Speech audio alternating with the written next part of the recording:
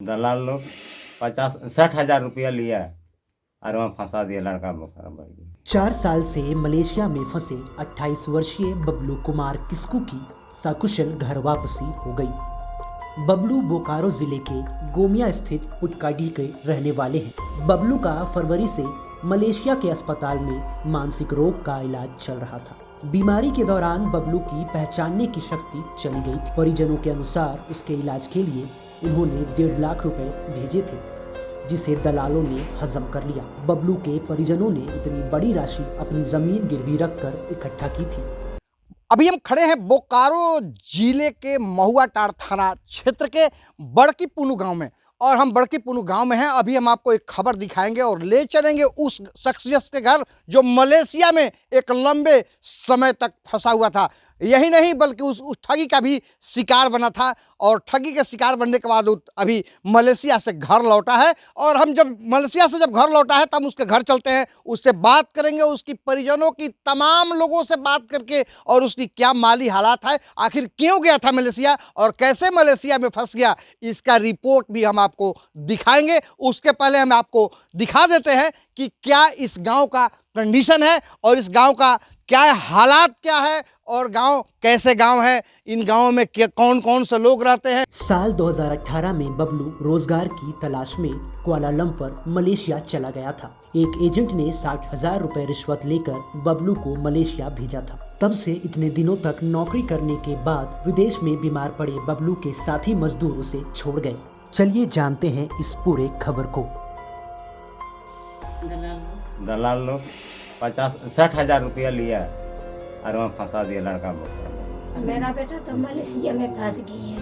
अब हम लोग यहाँ पर कोई परेशान हो गया। वहाँ जाके पूरा हॉस्पिटल में एडमिट होगा।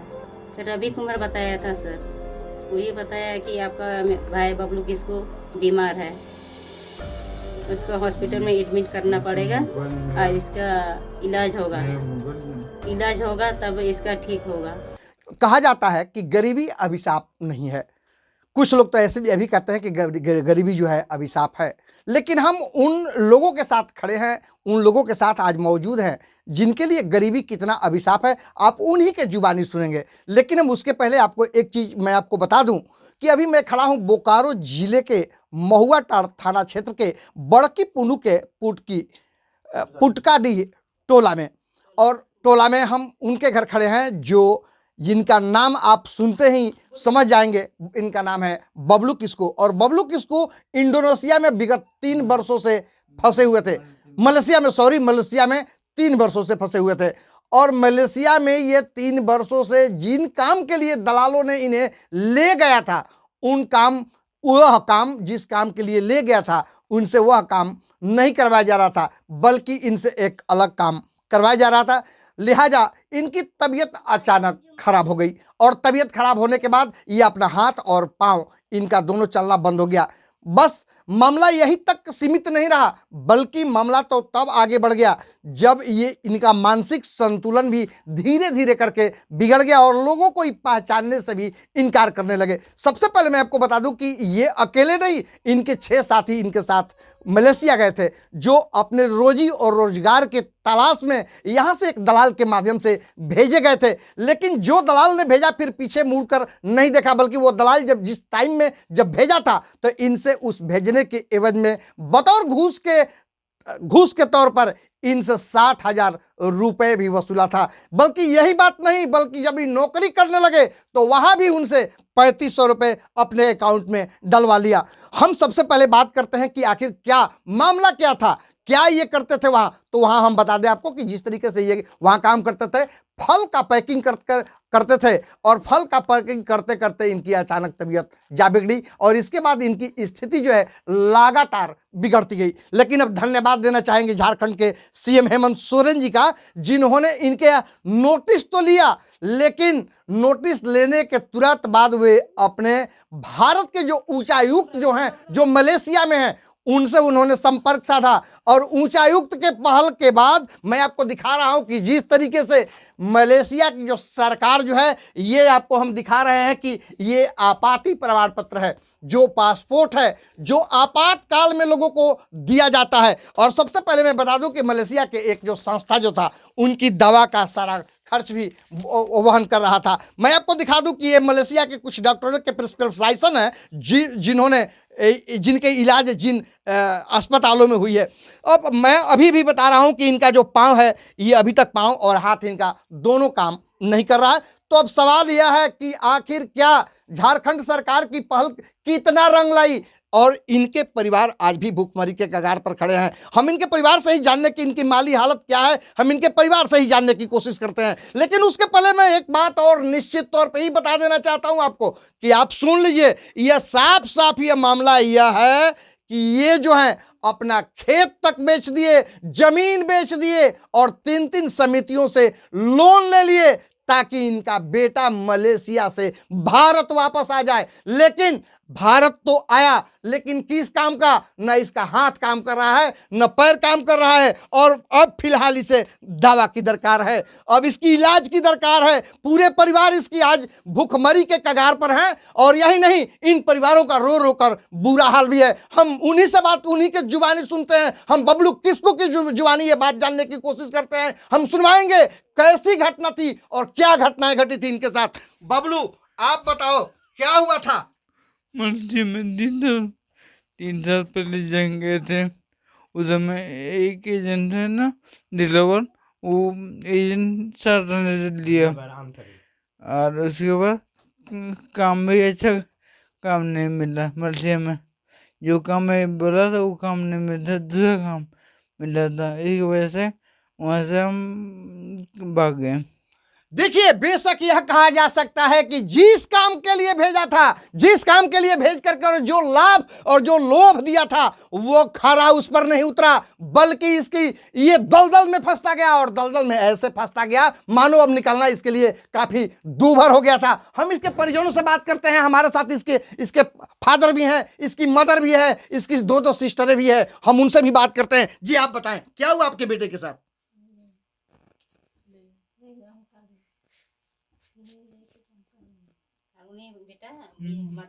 बोलिए, क्या हुआ, बोलिए।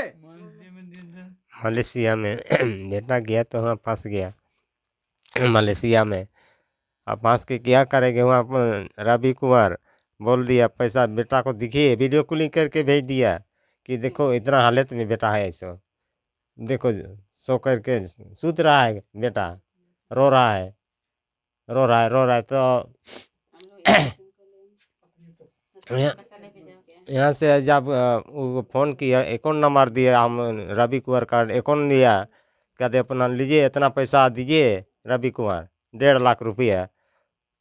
बोल तब बेटा अच्छा होगा तो नहीं अच्छा होगा, कैसे करेंगे? अब वहाँ हॉस्पिटल में एडमिट किया था, वहाँ तो एडमिट किया तो ठीक किया, वो तो पैसा वहाँ कहता है हाँ, और पैसा भेजिए, और फिर पैसा जमा किया हॉस्पिटल में। देखिए, हम आपको बता रहे हैं कि जिस तरीके से सरकार जो है, और मलेशिया की जो बात जहां तक है, तो मलेशिया में जिस तरीके से इनके साथ जो हुआ, यह अविस्मरणीय है। सबसे पहले मैं आपको बता दूं कि इसका एक मित्र था वहां, जो रवि कुमार, वो सारा चीज वहां से, सारा फुटेज जो है, वीडियो कॉलिंग के माध्यम से हर बात की जानकारी, हर एक काम की जानकारी वहां से इन परिवारों को मिलती थी। लेकिन इनकी बातें जो है अपने बेटे से इसलिए नहीं हो पाती थी कि बेटा बोलने की स्थिति में नहीं था। और हम इसके बहन से के पास चलते हैं, हम उससे बात करते हैं। जी, आप बताओ क्या हुआ था तुम्हारे भाई के साथ? मेरा भाई का एडमिट हुआ, और एडमिट करने के बाद बात भी नहीं हो रहा था। बहुत दिन से सोच रहे कि बात हो जाएगा तो वो भी ठीक नहीं। तो इस रवि कुमार बोल रहा है कि 1 सप्ताह से इसी रूम में है, इसी रूम से निकल गया तो बोल रहा है कोरोना रूम में है, कोरोना रूम से निकल गया तो बोल रहा है उसे लॉकडाउन में उससे बात नहीं हो पा रहा है। उसके बाद हम लोग बोले कि बात नहीं हो रहा है तो हम लोग कैसे पता चलेगा भैया? तो बोला कि हाँ, 1 दिन में बात करके फिर बता देंगे। बताने के बाद वो भी नहीं बता पा रही थी। बाद में उसके बाद एक दिन व्हाट्सअप करके फ़ोटो भेज दिया कि आप लोग का भैया ठीक है, यही है। उसके बाद हमको पता देखिए, चला। तमाम जानकारियों के लिए परिवार जो है ललायित रहे, तमाम जानकारियों के लिए ये बार बार फोन करते रहे, लेकिन बेशक यह कहा जा सकता है कि माकूल जवाब और माकूल जो जानकारियां थी इन परिवारों को नहीं मिल पा रहा था, जिसके कारण इनकी बेचैनी अपने बेटे और अपने भाई को देखने के लिए बढ़ती जा रही थी। हमारे साथ उसकी बड़ी बहन है और उससे भी हम बात करेंगे। जी, आप बताएं, आपने सीएम के पास गया था? जी सर। क्या हुआ? सीएम के पास हम लोग गए थे सर, पर सीएम के पास आवेदन हम लोग जमा करने गए, पर वहाँ पे भी मिला नहीं था सीएम से।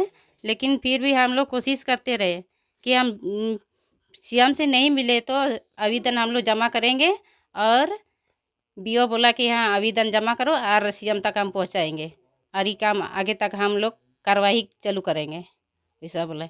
तो हम लोग चालू करने के लिए बोला था, ठीक है सर, हम लोग को भैया तो ले आना चाहिए विदेश से और मलेशिया से, ये तबीयत खराब है, उसका ज़्यादा सीरियस में है, उससे हम लोग को बात भी नहीं हो पा रहा है वैसा। देखिए, मैं आपको बता दूं कि जिस तरीके से परिवार जो काफ़ी बेचैन था और अपने बेटे की वापसी, वतन वापसी के लिए लगातार इनके द्वारा प्रयास किए गए, बल्कि सीएम के दरवाजे खटखटाए गए, लेकिन सीएम के यहाँ मिलने तो नहीं दिया गया, लेकिन इनके आवेदन ले लिए गए। और आवेदन लेने के बाद जिस तरीके से सीएम के पीए ने ट्वीट किया और जिस तरीके से उस पर कार्रवाई की, निश्चित तौर पर यह कहा जा सकता है कि यह काबिले तारीफ थी, और काबिले तारीफ होने के कारण आज इनका बेटा वापस वतन झारखंड लौटा है और अपने घर लौटा है। लेकिन अब सवाल यह है कि अपने घर लौटा है, लेकिन आज भी उसकी न तो माली हालत ठीक है, उसकी हालत जो है वह भी नाजुक है, और इसकी पारिवारिक स्थिति जो है अभी भी तंगी के कारण जो है